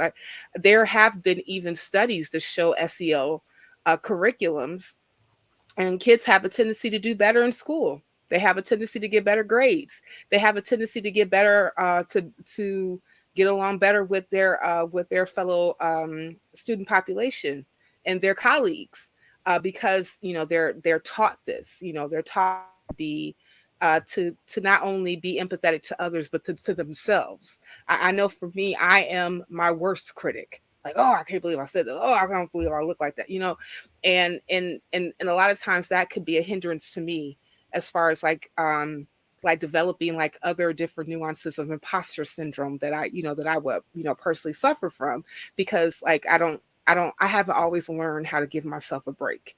And I think that that's something that, especially in America, that we deal with all the time. Thank you, capitalism. And and with that said, let's go ahead and get to our last question. um it says, how can we move to a society where women's roles, i.e. homemakers, etc., gives women financial independence? uh Guys, go ahead and tackle that first before I chime in, as I see the floofy in the corner. That only came. Yeah, he wants to be on TV. One thing is that I think that it is rather important is that the degree of, say, alimony that someone receives in divorce should be more of a function of how much they gave up in order to try to make the marriage work, rather than a function of how much paperwork was done rather than a function of how much paperwork was done Mm, before mm, before the marriage. mm, I think paid leave, actual, women, I do believe women should be paid for childcare. If you really want us to have children, um, how else are we going to be able to be functioning mothers if we have to give up on our careers or what we do. If I want to be a homemaker instead of work, I should be able to have some kind of way of supporting myself, because I am working. I am literally providing childcare. I am taking care of this human being and making them somebody that's going to be part of society. I am not just doing, I'm not asking for freebies. I am literally creating next generation. Mm-hmm. I used to have a cousin, by the way, in Hawaii, who basically he was married for most of his life, and he was the homemaker who raised the children, did all the cooking. So in general, that raises a question of why do they have to? Why does the position of homemaker have to automatically fall onto women in a gender essentialist manner almost? Why not? Why does it have? I mean, the position of homemaker needs to be made one that can give financial independence, and the fact that they do tend to be disproportionately women does make this a women's issue. But we also need to ask why the pressure on women to be the ones who are the homemakers, and rather than whoever it is most convenient for the family to do Yeah. that. I even think of like homemakers, like people who would come into your house and may be working with older adults, especially when they're not able to do certain tasks, are, hey doggy, are always criminally underpaid. Underpaid. Guaranteed Criminally. minimum income. That's one line. Guaranteed Yeah. minimum income. And it can't be $15 an hour, because $15 an hour can't do shit. I just want to say Right. that. There was one other person, I believe his name is Mr. Gerardo. It's okay. Men have higher standards in choosing a woman. Don't worry. I don't want you. I did want Don't to worry. address. I'm not even looking at you, so it's okay. I did want to I did want to address his question that he did ask earlier about, I don't know if yes, can we move to a society where women enjoy being feminine? Can I lead off this answer, please? If you guys don't mind, if you ladies don't Can mind. you define feminine? Yeah, that was my first question. What the fuck do you mean by feminine? Because here's the thing. My perception of what femininity means could be different from Goddess, could be different from Stephanie's, could be different from Redangels. Like how we all look at what is considered feminine versus not feminine is very subjective. Okay. I remember like I used to wear my hair extremely short, and I was always because like I was because like I had my hair short, like, buzzed down, like very, very low. Some guys actually accused me of wanting to be a man. I said, no, I just don't want to comb my hair. It has nothing to do with me wanting to be a man or anything. Like, I mean, like, but at the same time, like, but I will put on a dress and I will put on makeup, but that was not enough. Some guys was like, oh no, I like that look. It looks really good on you. And some guys was like, ew. See, yeah, I used to rock my hair just like that. I rocked my hair just like that. And but I was accused, like I was called to be a lesbian.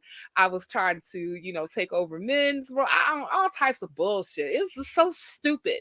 And here's the thing. How about this, Mr. Gerardo? How about, can we move to a society where women can enjoy just being who they are? How about that? Yeah, there you go. Can we? And you can be who you are too, Mr. Gerardo. Right, and you can everybody be who can you just are. sort of rock their own thing, Yeah, like, hearing from the peanut gallery that you're not doing it right. Like, what the fuck does that mean? Like, you're not doing femininity right and you're a woman. Like, you can kiss my ass. How about that? So I'm not saying you, Mr. Gerardo. I'm just saying, I'm just speaking like in generalities. I'm not saying that you specifically can kiss my ass. I'm not saying that. I'm just saying that people who happen to put these particular pressure points on women specifically about not being feminine enough or not presenting themselves in this particular manner, you doing too much is basically what I'm telling you. And you should just let people be who they are, however they would present themselves. Let them be, without you having to say you're not doing it right. Mr. Gerardo, if a woman's doing it, she's being feminine. Maybe not to you. I have to say one thing though. It's really funny to me that the patriarchy. Can you put the next comment? Because the next comment is probably the definition of what the patriarchy does to, I don't know, this man.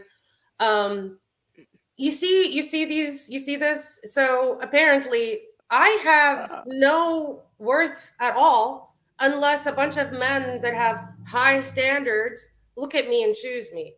Honey, I don't want you or your high standard men things, whatever the fuck they are. I'm married very, very happily. Very happily. This comment is hilarious to me. And I'll tell you what, because it's reminding me of this Facebook post that I saw secular somebody put up in Secular Sister. Shout out to AJ Word.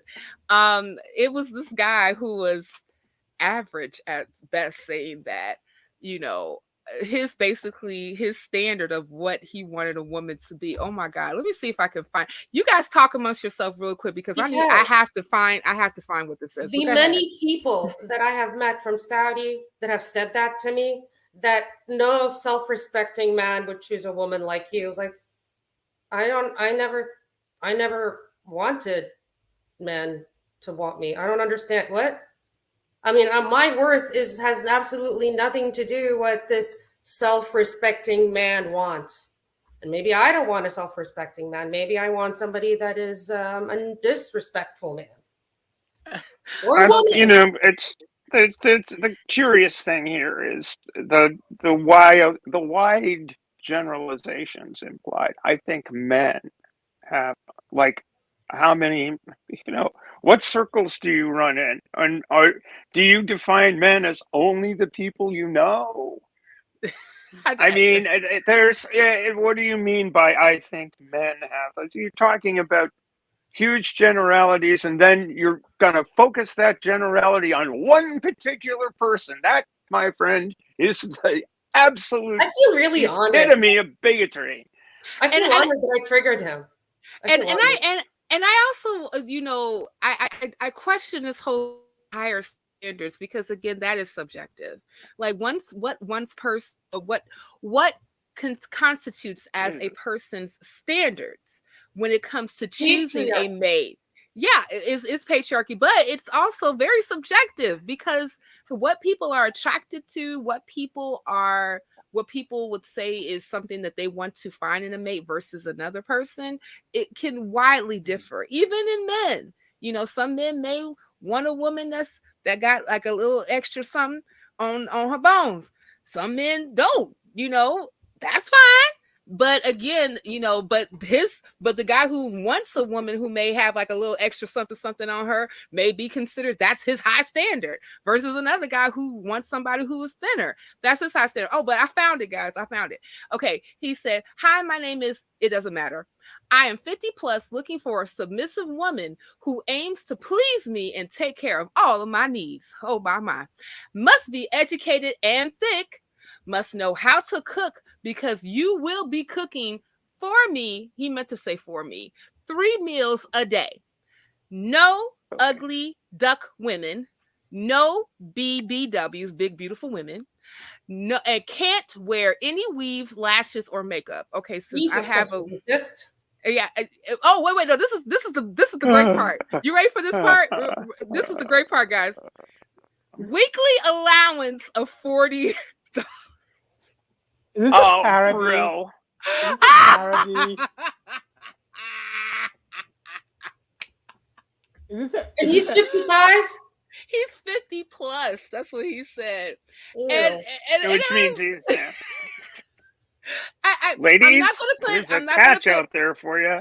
I'm not gonna put this person's picture up. But I would Good. say this: when it comes to his looks, that there are going to be some people who may say that their standards does not match what attracts that person to them to that person. And that's all I will say about that. Okay. I will say one more thing about this Yes. person that is talking about the men that he's having a higher standard in choosing a woman. Yeah. Why on earth? Have you not seen this? This? Why would I be looking? Some people do. I mean, some people do. They, even though they may be considered married and they may have a ring on their finger, some people have open relationships, and that's fine. I am happily, but I mean, I'm not Yeah. looking. Why are you assuming that I am looking, or that I would like to find somebody with high standards? I'm I Mr. would like to know. Gerardo. I will say this, like Mr. Gerardo, like I would say this for any person that has come onto this particular panel. We're not having this conversation because we're looking to be chosen. No. Okay. Yeah, we're not. We're all taken. It's okay. All of us. Yeah. I have a partner. I have a partner. I'm quite happy with my partner. I love him to life. You know, I don't necessarily know the relationship statuses of Stephanie nor Red Angel Sophia, but I can guarantee this, that none of us have come on this panel looking for you. With that being said, I want to give a chance. Oh no, send me a DM. Stephanie said DM her. Okay, cool. Mr. Gerardo, go ahead and DM Stephanie. Maybe y'all have a good conversation. I don't know. Maybe Probably Women not. Atheists Probably not. Unload. I'm all This good. will turn into Women Atheists Unload. You know, undo the patriarchy and do love connections. That's how we get down over here. Anywho. I want to thank our fantastic panel for being on today's show. Oh boy, that was great, guys. I definitely appreciate everyone coming on. Gada for being the co-host for today. Thank you so much. Stephanie and Red Angel Sophia, thank you guys for being on. Before we go and before I thank our patrons, I would love for everybody to shill their shit. That means that you get a chance to tell people where they can find you if they want to follow you, get more content, all that stuff, etc., etc. I'm going to start with Red Angel Sophia, then Stephanie, and then Gada. Okay. As I mentioned, my YouTube channel is currently on hiatus, but it's preparing to make a comeback really soon. My YouTube name is Red Angel Sophia, and I also have as well. I have a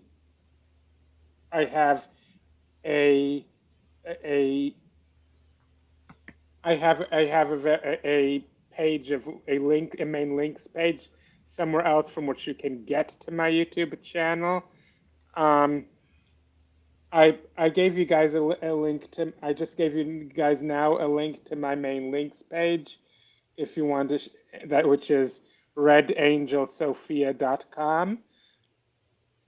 I just put it in the chat. Yeah, and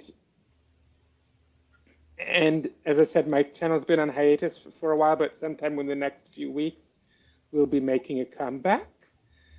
And I look forward to, and it'll be an even greater diversity of topics now than it was in the past, because I realize that the diversity of topics is a strength rather than a weakness. And so I hope you like my new videos when they come out. And in the meantime, you can go through my archive of older videos. Very lovely. Thank you, Red Angel Sophia. Stephanie, show your shit. Hey, Well, I don't have too much to show. You can find me behind in back of a sewing machine, sewing up bags and sails and this, that, and the other thing.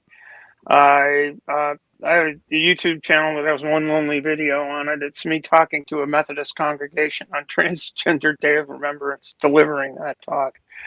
Recorded. I might do some more stuff there, and I might do some stuff on Twitch. But I've got my links are in I think in the show description and in a link tree. So you can find me on Twitter or Mastodon or whatever else is there. Don't do Facebook all that much. Gotcha. And last but not least, our newest Women Atheists Unload hostess with the mostest, Gada. Shield your shit. Follow me on my Instagram. I just post a bunch of really weird, edgy stuff. I really don't. I just post my pictures and my dog. There's a lot of pictures of my dog. At I am Lord G. This is not because of something else. I was a huge Harry Potter fan when I was writing it. It was also very young. And also, I started it when I was still in Saudi Arabia. So there's some pictures of me with hijab on if you want to go see it. And soon enough, I'll be writing once I'm finally done with the goddamn job that I'm finally leaving.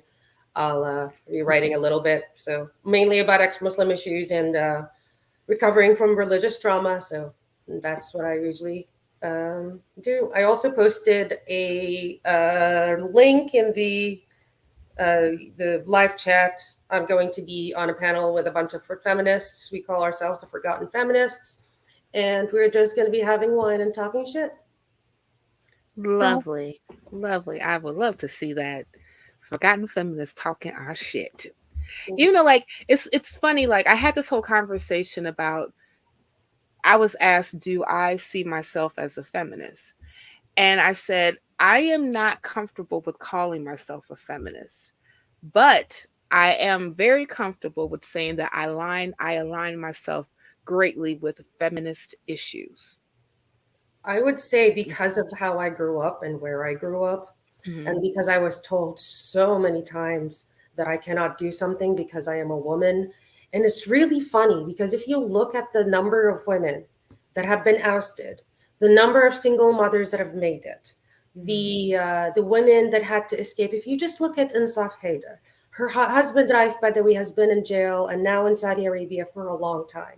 They told her that she couldn't do it. She's going to go there and then her children will be on the streets in no more than a month. Girl, she's doing great. She don't need you. And that's the thing. They look at us as we're nothing more. We can't do anything without their help or without their support or because we're so fragile, because they don't want us to know that we're strong, but we are strong. And the reason I am strong is because when I was exposed to feminist values, when I was told that just because I'm a woman doesn't mean that I cannot be who I am. Yes, I am biologically different. Sure, my hair looks a little different. My face is more feminine. That means shit. I can do whatever I want. If I wanted to be a writer, I'll be a writer. If I wanted to be an engineer, I'll be an engineer. If I want to be a mother, I'll be a mother. Might drop on that part. And there you go. And I think that I just want to close this idea. Like, patriarchy forces all of us to other people. It forces us to put people who may not necessarily be in a certain category to actually subscribe to certain notions that a lot of times are not true. Patriarchy created race. Patriarchy created oppression. Patriarchy created colonization. Patriarchy created wars. Patriarchy is very much so akin to hate. And when we say on here, smash the patriarchy, we're not saying smash men. We're saying let's smash the institutions that inherently oppress us all. And with that being said, I'd like to thank our patrons, Sunny Shell, Cindy Plaza, Phil Calderone, Kathy Cotton, Deborah Grace, Aaron Coalson, and Michael Wiseman. And for all of you who want to support our channel, please feel free to hop on over to patreon.com/Skeptic Haven and become a Patreon of ours. Also, you can subscribe to this channel by just hitting the subscribe button that is below this particular window. Also, please hit the bell every time that we actually are coming on live or uploading a new video so that you can get notified that every time Skeptic Haven is on these YouTube streets. And also make sure that you like and share this video. And hopefully when we come back, you'll see us again. With that being said, everyone, thank you for watching, and you all have a great rest of your Saturday. Bye. I don't ever slow up, no I don't take shit. I got no love for the fakeness. If you wanna play tough and wanna hate this, I'll always show up. I don't ever slow up, no I don't take shit. I got no love for the fakeness. If you wanna play tough and wanna hate this, I'll always show up and make a statement. I don't ever slow up, no I don't take shit.